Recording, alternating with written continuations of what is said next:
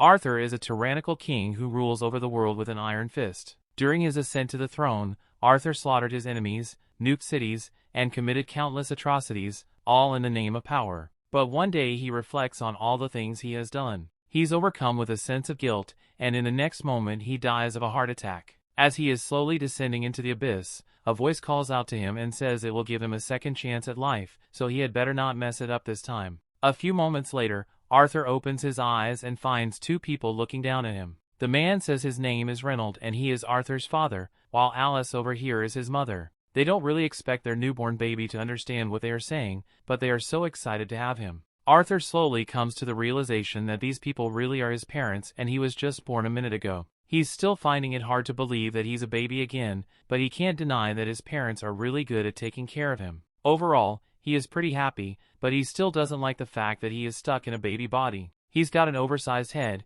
he can't speak, and every couple of hours he shits his diaper involuntarily, so he has lost all control. But then he notices something that's even stranger than his current circumstance. He watches as Reynold channels energy into his fists and proceeds to smash a boulder to pieces. Arthur is amazed because this is a power that he knows nothing about, despite all his years as the ruler of the world. This feat is apparently quite an impressive one, so Reynold is proud of himself and turns to his family, so they can praise him, but he fails to pay attention to his surroundings, so a rock falls straight into his head. Alice was worried something like this might happen, so she then goes over to him and starts using magic to heal Reynold's injury, but she warns him to be more careful next time he wants to show off. Reynold may have just been trying to show off, but when he gets serious, those fists are no joke because he can easily one-shot a wild boar when he goes out hunting, and having him around makes things a lot easier for his party members. By the time the hunting trip is over, Reynold returns to his family and is ready for a welcome back hug, but then he remembers that he is still covered in boar blood,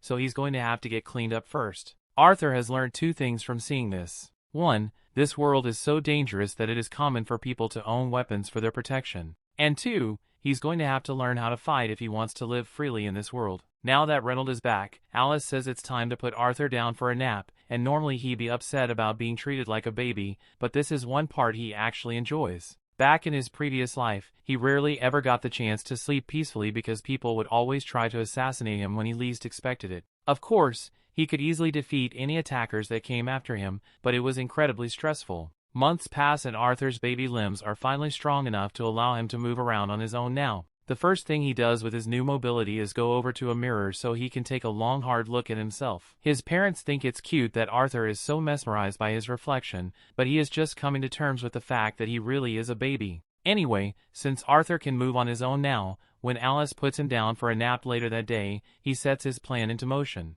As soon as she leaves the room, he opens his eyes and throws his blanket out of the crib so he can climb down and escape his crib. He then proceeds to crawl across the floor while Alice is busy doing the dishes, and she must be really focused on those dishes, because Arthur makes it all the way to the other side of the room without her noticing. Once he gets there, he opens the door to the house's library and pulls out a book because he needs to learn more about this world. After reading one of the books, he learns that this continent is called Dicathen, and it is divided into 3 kingdoms. The Dwarf Kingdom, a nation of dwarves that live in vast cave cities. The Elenoir Kingdom, a nation of elves who live deep within the forest. And the Sapien Kingdom, a kingdom of humans ruled by a king, although here no one ever nuked the cities to take over. Arthur still wants to learn more, so he pulls out another book and it gives him some much-needed answers. Arthur had noticed that the level of technology in this world is lacking, and the reason for that is the presence of magic. People are able to use magic by manipulating the mana within their bodies, and while it's not exactly common, magic is a huge part of life in this world.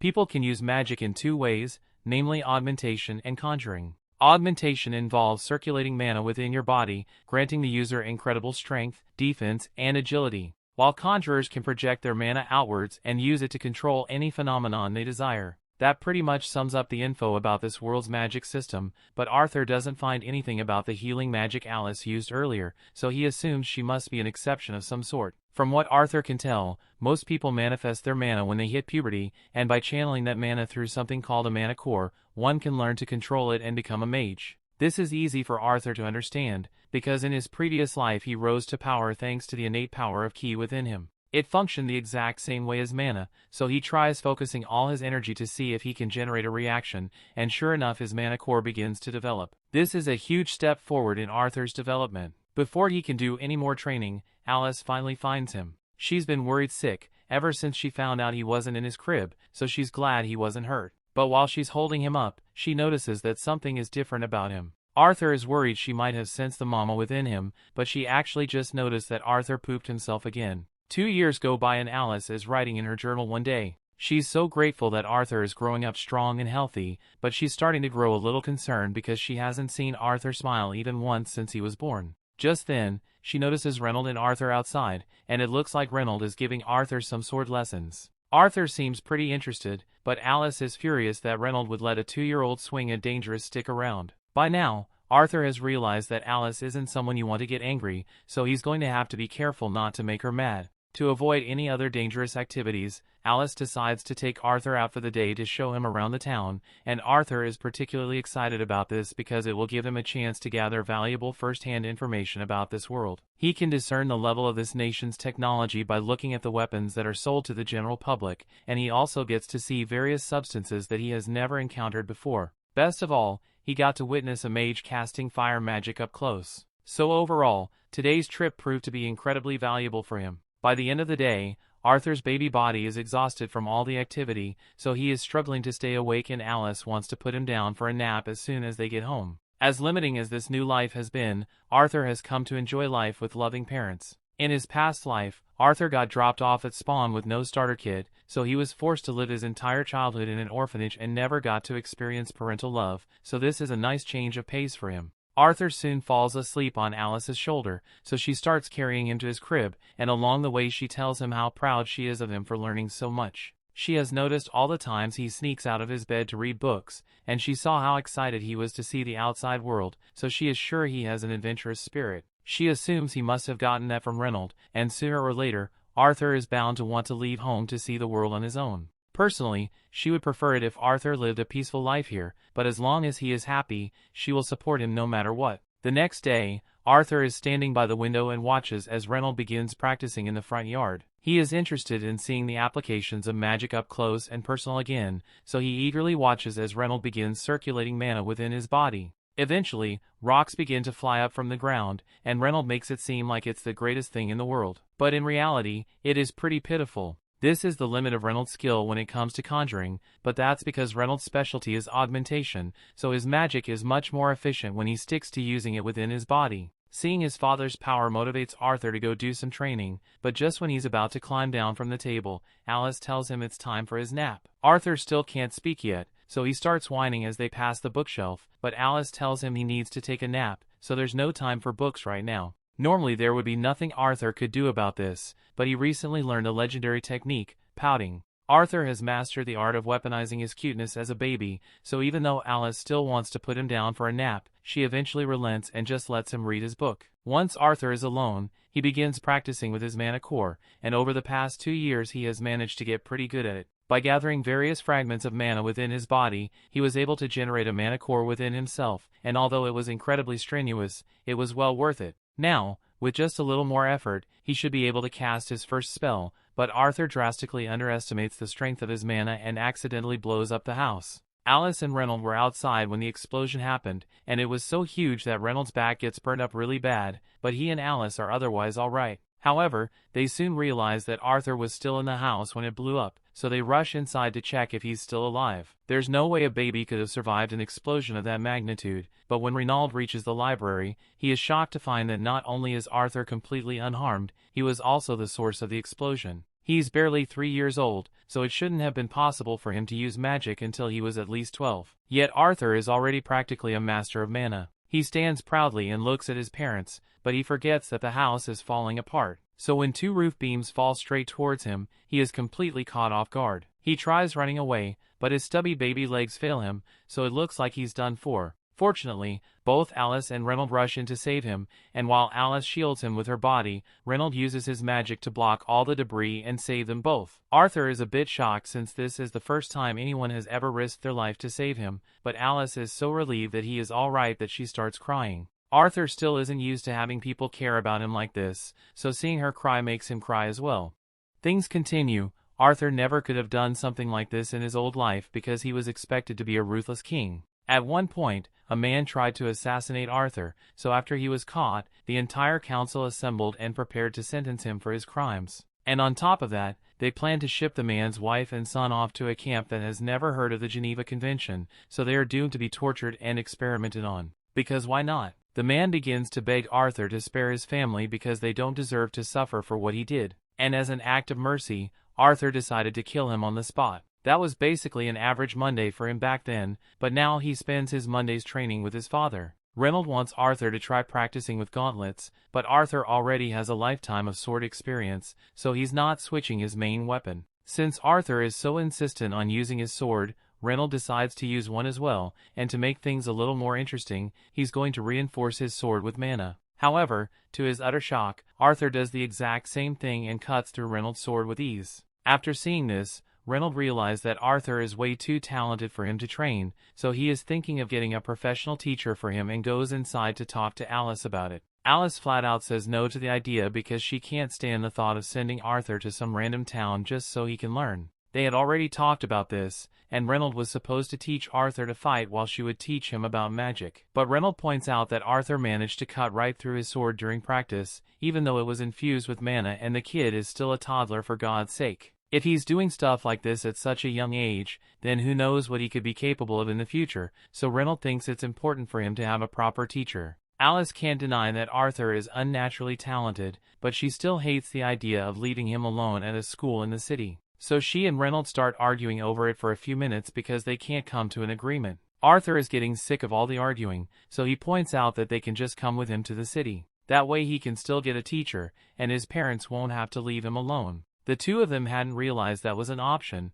but it solves all their problems, so they think it's a great idea. So they immediately start making preparations for the journey, and the next day a carriage arrives to take them to the city. They will be traveling with some of their old friends, and Arthur recognizes them because they are the ones who helped Alice and Reynold rebuild the house after he blew it up. They are all in a party called Twin Horns, and the leader, Adam, introduces himself to Arthur. Angela introduces herself as well, while simultaneously introducing Arthur to her chest and nearly choking him out, and Alice is happily watching it happen. Luckily, before Arthur passes out, Durden gets him away from Angela and introduces himself as well, but he is a bit more gentle and just gives Arthur a high five. Arthur then notices a girl standing on top of the carriage, and you know she's trying to her farm because there's no reason to be standing on the carriage right now. She doesn't say anything, so the others tell Arthur that her name is Jasmine and the final member of the team is Helen, the archer. Since the introductions are finally done, the group needs to get moving, so they all climb into the carts and head out.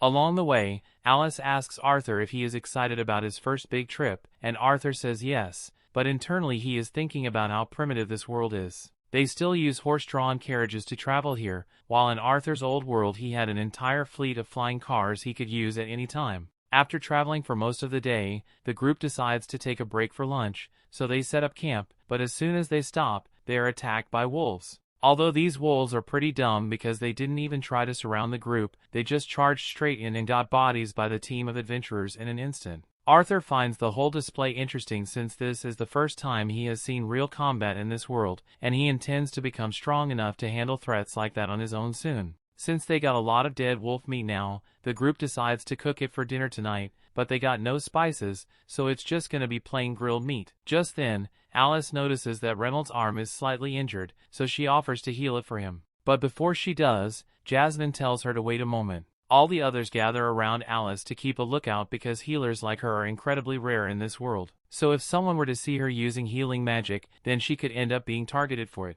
Once Alice is done healing Reynold, everyone goes back to what they were doing before, but Adam decides he wants to get a little exercise before he goes to bed. And there's no better way to do that than by fighting a 4-year-old. Seems like a jerk move, but Adam has heard about how strong Arthur is and he just wants to see for himself, so this is just a practice match. Adam tells Arthur to get ready and he has already imbued his spear with mana, so Arthur does the same. As the match begins, Arthur channels some magic into his feet, so just as he is about to clash with Adam, he vanishes and reappears behind him. This would have been the perfect chance for Arthur to strike, but his stubby toddler feet slip on the ground, so he loses his footing and Adam gets a chance to recover. Arthur and Adam then begin clashing, but I'm pretty sure the animation budget must have had negative values. Anyway, Arthur gets knocked back since his toddler body is too light to keep up with the seasoned adventurer, so he gets knocked into the air. Luckily, the others save him before he hits the ground, and they all start yelling at Adam for nearly hurting Arthur,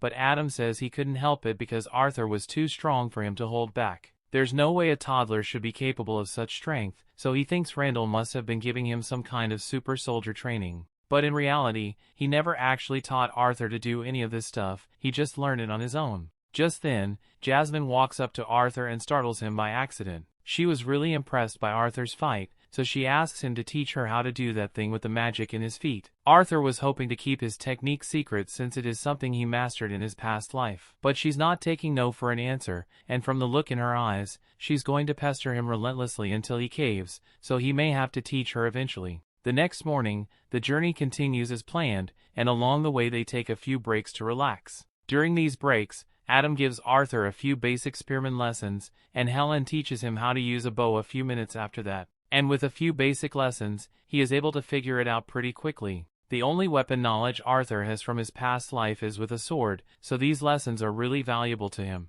And since he is learning so much from them, he decides to teach Jasmine his technique after all. By channeling magic into your feet and using wind magic at the same time, you are able to boost your speed tremendously. And after demonstrating it once, Jasmine is able to replicate it perfectly. Later on, Arthur is reading a magic book in the carriage, but for some reason, Jasmine is sitting there too and just staring at him. And it's not a coincidence either because she keeps taking every chance she can get to get close to Arthur. The next morning, Jasmine gives Arthur a knife as thanks for teaching her that technique, and it's clear that she really likes Arthur since she usually doesn't interact with people intentionally. A few minutes later, everyone gets back into the carriages and they continue through the journey. But as Arthur is reading his book, the carriage is suddenly attacked by bandits. They are being attacked by bandits, and the carriage is completely surrounded, so there's nowhere for them to go. The bandit leader orders his men to capture the women and children so they can be sold as slaves. So all the bandits rush in and the adventurers do their best to hold them off. In terms of raw power,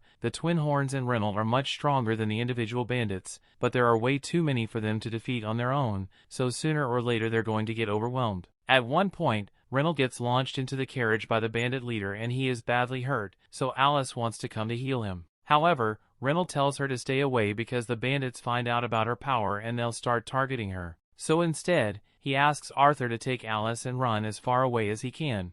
Arthur doesn't want to leave Reynold behind, but Reynold tells him that Alice is pregnant with another child, so protecting her should be a top priority. Arthur understands when Reynold gives the signal, he prepares his magic to flee with Alice, and in the meantime, Reynold says he will hold the bandits off. The bandit leader orders his men to go after Arthur and Alice, but Reynold refuses to let that happen, so he charges in and clashes with him. The bandit leader managed to knock Reynold down before, but this time Reynold's family is on the line, so he's not going down easily. While Reynold is keeping the bandit leader busy, a few of the more insignificant bandits try to go after Arthur and Alice instead, but Adam and Jasmine throw some daggers at them and take them out to clear a path for Arthur to escape with Alice. They're all doing their best to keep the bandits away from Arthur, and he is doing his best to get Alice to safety. It's honestly ironic how he spent his previous life taking things with no regard for others, and now he is forced to run away in order to avoid losing someone precious to him. After running away for several minutes, Arthur thinks they should be far enough from the bandits to be safe now, but he was wrong. One bandit is watching them from atop a cliff, and this one is capable of using magic, so he attacks Arthur and Alice with a wind spell. Arthur doesn't notice him at first, and by the time he does, the spell has already been cast, so the only thing Arthur can do is push Alice out of the way and take the hit alone. The wind blast knocks Arthur back, so he's going to fall off the cliff, and with his toddler body, that's basically a death sentence. However, if he's going to die, he's not going out alone, so as he's falling off the cliff, he takes the knife he got from Jasmine and throws it at the magic bandit. The knife hits the bandit and the string wraps around his ankle, so Arthur is able to use it to pull the guy down with him. The adventurers try to use their magic to save Arthur, but he has already fallen too far for them to reach him, so Arthur is doomed. As he falls to his inevitable death, Arthur looks back on his life, and even though he is going to die, he is filled with a strange sense of peace because he knows he managed to protect his precious family. He finally understands why that man in his past life was so desperate to protect his family. Arthur didn't even think twice about sacrificing himself to save Alice. And while he doesn't regret his actions at all, he still wishes he could have survived to live with them a little longer. The story continues. We see after that deadly fall, Arthur somehow manages to get out of the river and make his way into a cave. However, he comes face to face with a terrifying monster, and he's starting to regret coming here for shelter. He tries to sneak attack the monster to increase his chances of survival, but the monster simply smacks him out of the air and tells him to calm down. It tells Arthur that it isn't evil and just wants to be friends, but the last time a stranger said that to me, I ended up in the back of a van, so I'm not sure Arthur should trust it. In any case, he is still badly wounded and his injuries aren't going to recover unless he eats something. So the monster starts picking fruits off the cave wall. It tells Arthur to eat the fruits, but he doesn't trust the random wall fruits, so he's about to get up to talk his way out of this. But just then, his injuries finally catch up to him, so as he tries to get up, he hears something snap and starts crying his eyes out. The monster tells him to stop crying because it's a miracle that he survived that fall in the first place. Arthur has a lot of things he wants to ask, but the monster tells him that it won't answer his questions unless he eats the fruits. He was hesitant at first, but after biting into the first berry, Arthur realizes that they actually taste pretty good. Once he is done stuffing his face, Arthur turns to the monster and asks it if it knows anything about his parents' current condition. The monster explains that it isn't able to leave this cave, so it can't check up on Arthur's family for him. But it does have an ability that allows it to see over a great distance, so it generates a screen and shows Arthur that his parents successfully defeated the rest of the bandits. That means they are still alive and well, and Arthur couldn't be happier to hear such good news. He thanks the monster for letting him know that his parents are still alright, and since Arthur is going to be stuck here for a while, he decides to be friendly with it. The monster's name is Sylvia, and she turns out to be a really nice person. Over the next few days, Arthur stayed here, ate, and rested so his injuries could heal, and all the while, Sylvia kept watch over him. Once his body had recovered, Arthur wanted to return home as soon as possible. But according to Sylvia, Arthur would never survive the journey home by himself. His cave is currently on the outskirts of the Elven Forest, and this part of the forest is filled with all sorts of magical beasts and immoral bandits, and Arthur simply can't handle all that. But that doesn't mean he's going to be stuck here forever. Sylvia has the ability to open a dimensional rift so she can send Arthur back home, or at least to a safer location than this forest. But it's going to take a long time for her to create the rift, so Arthur is going to have to wait until then. Since he has nothing better to do, Arthur picks up a stick and starts swinging it around to practice his swordsmanship skills. Several more days go by, and while Arthur has grown to enjoy Sylvia's company, he hasn't managed to learn anything about her. All he knows is she looks like a terrifying monster. She's apparently hiding from something, and she's a very kind person. After Arthur is done with his sword training for the day, he heads over to a rock and sits down so he can start training his mana. Sylvia is impressed that a child as young as Arthur already has a mana core, but she's sure that he never learned how to do this. She stretches out her hand and a large quantity of mana begins pooling in her hand. Arthur is amazed because Sylvia is basically accumulating mana while she's casting her spell, and if Arthur were able to learn such a thing then he would undoubtedly become incredibly strong. With that said, before Sylvia even offers to teach it to him, she asks Arthur what he plans to do with the power he will gain from learning this technique. Arthur had never really considered it before, but now that he thinks about it, he recalls how his family and friends were all nearly wiped out because of some bandits. So he tells Sylvia that he will use his power to destroy anyone who dares to hurt his family. However, Sylvia doesn't like that answer, so she flicks Arthur on the forehead and knocks him back. She says she would never teach her technique to someone who thinks like that, but Arthur doesn't understand why she is so upset since it is perfectly natural to want to kill your enemies. Sylvia wants to prove a point, so she raises her finger to Arthur's head, and tells him that she could easily split his skull open with it, or she could touch him gently. She asks Arthur which one he would prefer, and Arthur obviously doesn't want to die, so he says he would prefer the gentle touch. It's easy to let your actions be driven by anger and hatred, but once you give in, your life will become an empty, endless cycle hate. She doesn't want Arthur to waste his life like that, so she asks him once more, "What will you do with the power?" Arthur thinks about it again, but this time he focuses on the bright smiles of the people close to him. So he answers that he wants to use his power to protect the people he cares about, and Sylvia likes that answer much more. Meanwhile, outside the cave, a monster that looks very similar to Sylvia seems to be tracking her down, and it is really close to finding her. Back in Arthur's old world, he was the king, but that didn't mean he held all the power. The people who were really in charge were the senators, so Arthur was basically just an agent of war to be called upon whenever the senators needed him to commit unspeakable acts of violence. But he never liked living that way. Back to the present, Sylvia is teaching Arthur how to use her technique, and after showing him how it's done, she asks him to try it for himself. Arthur begins condensing the mana in the surrounding air, and once he gets the hang of it, is able to use that mana to power himself up. He can already feel the difference in his strength, so he runs over to Sylvia to thank her for teaching him. However,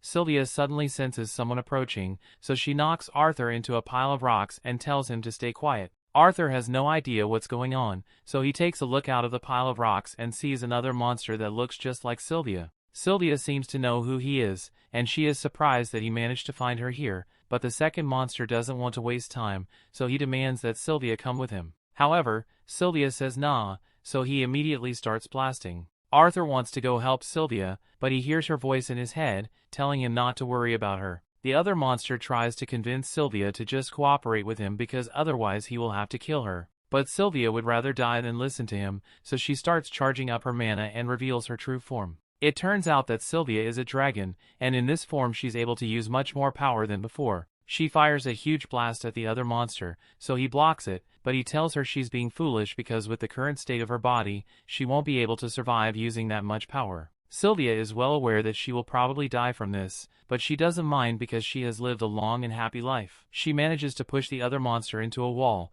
but he isn't out of the fight yet, so he hits back up and starts raining several blasts on Sylvia. She takes a lot of damage from those blasts, but right now she is more worried about Arthur than herself because this fight is getting dangerously close to the place she hit him. The other monster launches one more blast at her and she can't dodge it since it would hit Arthur, so she uses the full extent of her power to intercept the blast and stop time temporarily. While time is stopped, she tells Arthur to come out of his hiding place. Arthur does, as she says, since it seems safe and he would like to ask questions about everything that's going on, especially the fact that she's a dragon, but there's no time for that. Her time-stop power won't last much longer, so she needs to get Arthur out of here as soon as possible. She opens the dimensional rift she had been preparing, but due to her injuries and the fact that she didn't have time to properly finish the spell, the portal is connected to the middle of nowhere instead of Arthur's home. She was trying to avoid sending him into the forest since it would be dangerous, but she has no choice now. In any case, she is confident that Arthur can survive on his own and make his way back home with the technique she taught him,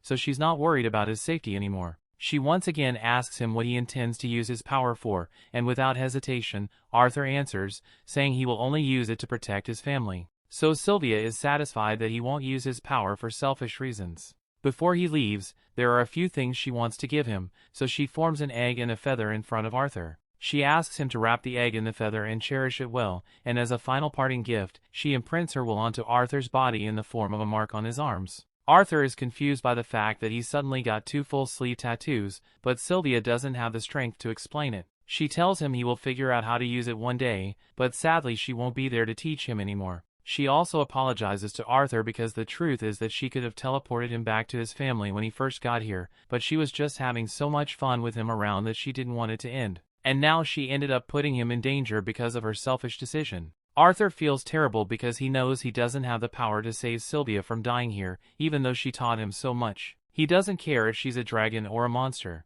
To him, she's a precious member of his family. He tells her he thinks of her as a mother, but Sylvia reminds him that he already has a mom, so Arthur says she can be his grandma then. Sylvia wasn't expecting him to say that, but she really likes the sound of being called grandma, so she asks Arthur to say it one more time, and he happily does so. Sylvia is really sad that she won't get to see Arthur again, but they are running out of time, so she nudges him forward so he can go through the portal. Arthur understands, so he takes the gifts she gave him and walks through, but at the last second he changes his mind and starts baiting Sylvie to come with him. But she can't do that, so she closes the portal and sends Arthur away. Time then resumes and Sylvia is hit with the blast from the other monster and the damage looks fatal. She collapses to the ground, but the monster isn't convinced that she is dead because it knows she is too powerful to be taken out by a blast like that. However, he lets his guard down while he is approaching her motionless body, and as soon as he is within range, Sylvia uses all of her remaining energy to fire a blast that incinerates him along with everything in a 1-mile radius.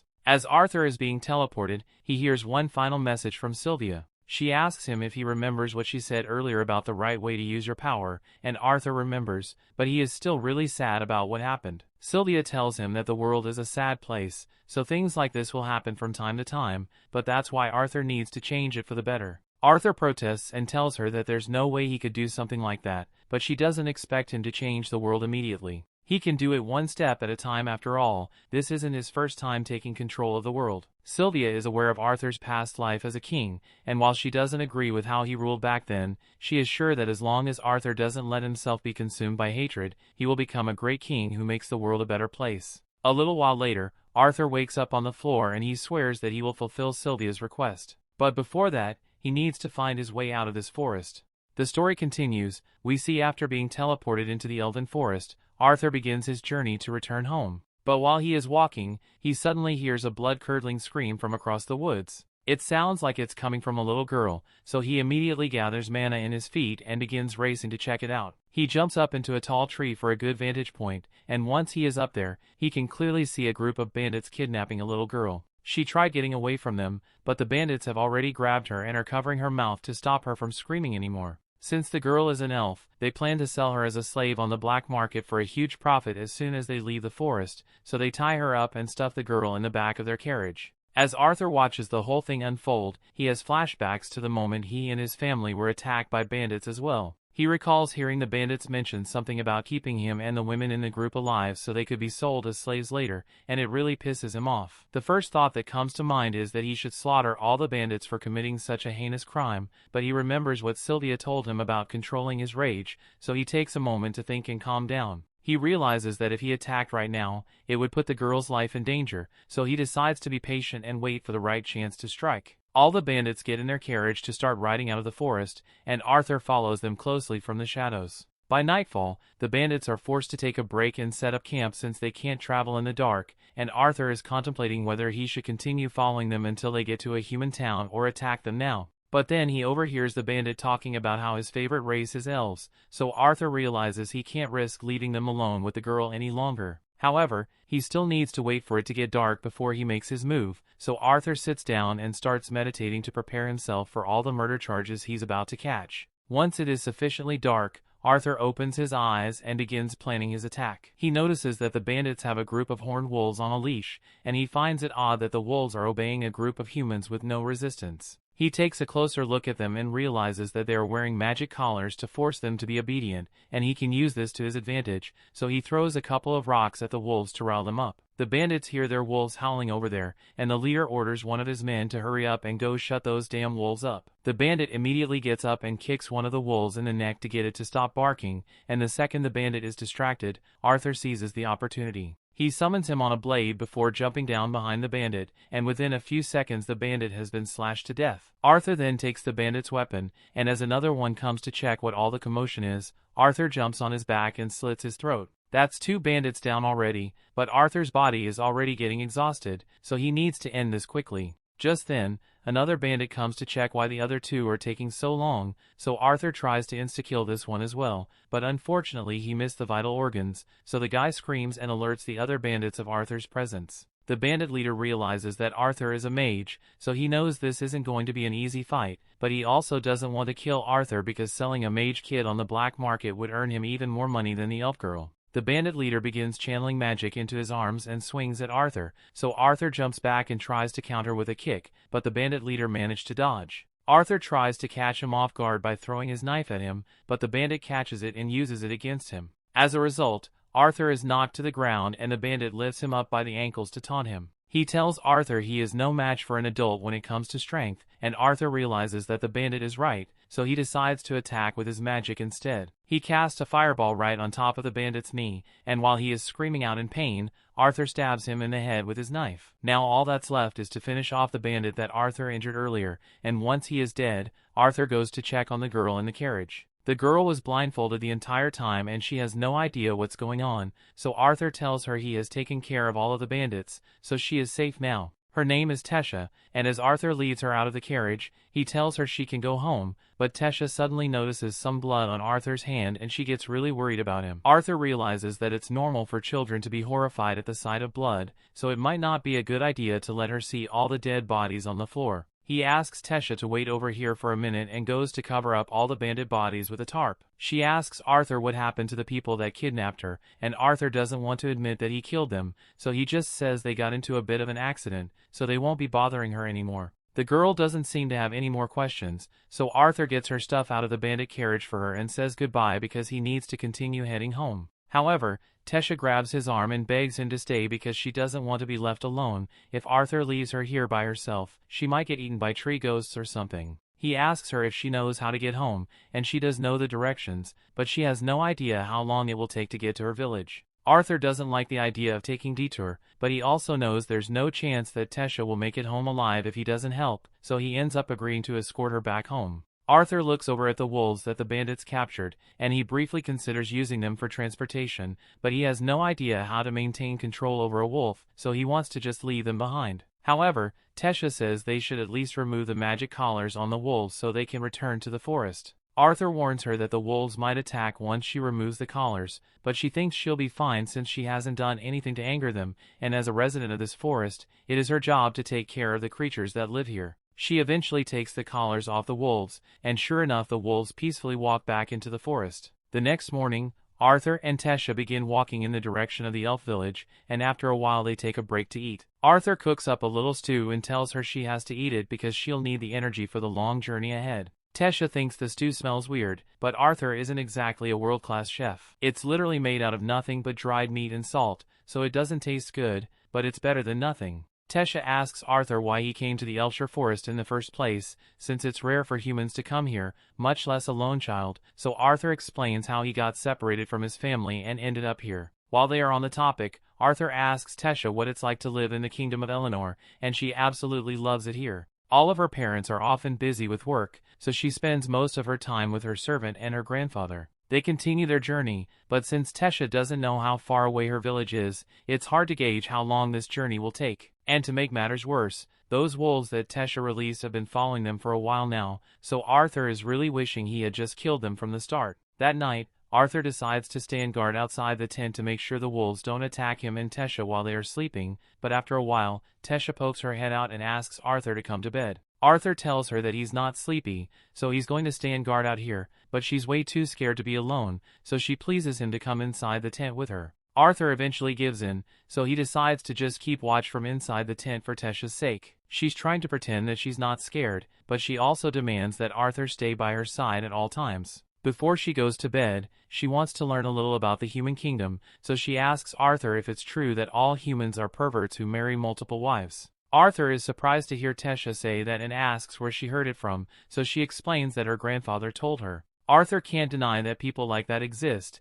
especially in the Glader family, but for the most part, humans are modest people. Tesha believes Arthur, so she turns over and falls asleep immediately. The wolves didn't attack, so by morning Arthur and Tesha got up and continued their journey. Tesha has really been warming up to Arthur over the past few days, and now that she has had a chance to forget about the slave traders, she seems a lot happier. Although she is still pretty hopeless when it comes to survival skills because she can't even cross a creek on her own, so Arthur has to carry her across. All of a sudden Arthur is hit with a strange, throbbing pain in his chest and he has no idea what's wrong with him. Tesha worriedly runs off to go find some medicinal herbs that might help, but Arthur doesn't think this is a regular illness. While he's propped up against a tree, the wolf from before shows up, and Arthur is starting to panic because he's in no condition to fight it off if it decides to attack right now. Tesha soon returns with the curves, so Arthur warns her to stay away because the wolf might be dangerous. But to his surprise, the wolf just drops a dead pig in front of Arthur and walks away. Arthur is confused by what just happened, but Tesha assumes the wolf was trying to thank him for his help earlier. That night, Arthur and Tesha set up camp and enjoy some roasted meat by the fireside. This tastes a lot better than the stew, so Tesha really enjoys it. And while she was searching for medicinal herbs earlier, she happened to find some mushrooms, so she offers some to Arthur. But he probably shouldn't have accepted the strange mushrooms because it gave him a bad case of diarrhea. After Arthur is done emptying his guts, he is really tired, so he is seconds away from passing out, but Tesha keeps talking to him. She is telling Arthur about how her grandpa used to read her storybooks about the human and dwarven kingdoms, so she always wanted to visit those places, but she was never allowed to since elves don't trust people from the other races. Just then, Tesha realizes that Arthur hasn't been listening to a single word she said, but she knows he's just sleepy, so she covers him with a blanket and wishes him a good night. The next morning the two continue their journey, but the pain in Arthur's chest is getting worse. Tesha apologizes for not being able to help, but Arthur tells her it's not a big deal. Changing topics, Tesha asks Arthur if it's alright for her to call in Art since she thinks of him as a friend. After all, they spent so much time together and the two of them have gotten really close. Arthur says he doesn't mind being friends with her, and Tesha is surprised that he didn't react much. Arthur then jokingly swears to cherish every moment that the great Lady Tesha thinks of him as a friend, but that makes her upset, so she tells Arthur to stop acting so childish. Arthur thinks it's funny that she would say that when she was the one begging him to stay by her side at all times because she was scared, but Tesha says that's an entirely different thing. Jokes aside, now that Arthur thinks about it, Tesha is the first friend he has ever made. Even in his old world, people were so scared of him that he never truly had anyone whom he could call a friend till now. Just then, Tesha spots something that looks familiar, so she tells Arthur to come take a look. Arthur comes over expecting to see a cool-looking stick or something, but to his surprise, he is standing in front of a huge tree with a portal in the middle of it. Tesha tells Arthur that this is the entrance to Elf Village, so she extends her hand and tells him to come with her. That brings the episode to an end. Thanks for watching. Want next part? Subscribe the channel and turn on notification bell.